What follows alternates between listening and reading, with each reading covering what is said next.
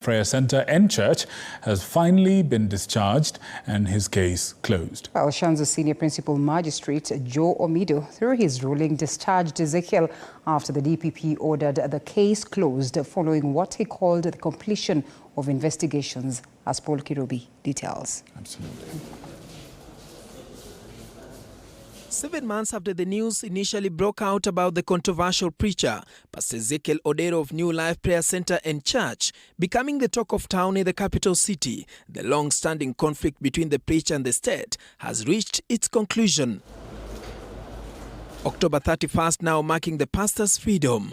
At the Shanzu Law Courts today, the celebrated controversial preacher and his followers were overcome with tears of joy as the self-proclaimed man of God was acquitted and set free. Shanzu Senior Principal Magistrate Joe Omido, through his ruling, discharged Ezekiel after the DPP ordered the case closed following what he called the completion of investigations. Further, having considered the record in its entirety, I hereby proceed to discharge the respondent, Ezekiel Odero, and I discharge in respect of the respondents. Omido further directed the court to return the 1.5 million shillings cash bail Ezekiel had paid. Addressing members of the Fourth Estate, the controversial preacher, who gained notoriety early this year, expressed his gratitude, stating that without their steadfast support, his followers might have struggled to maintain their trust in him. Serikali imefanya uchunguzi, wamedhibitisha sijahusika. Sio mimi nimewawekelea wao. Kwa hivyo, I'm not angry with anybody.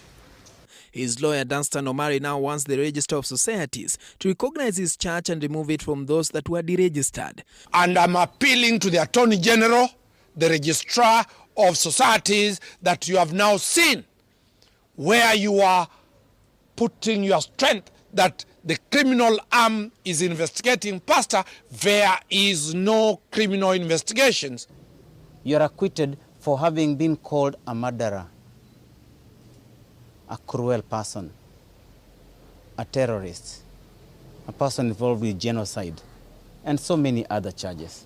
Omido said, having considered both the prosecution and the defense applications, he had no choice but to discharge Ezekiel.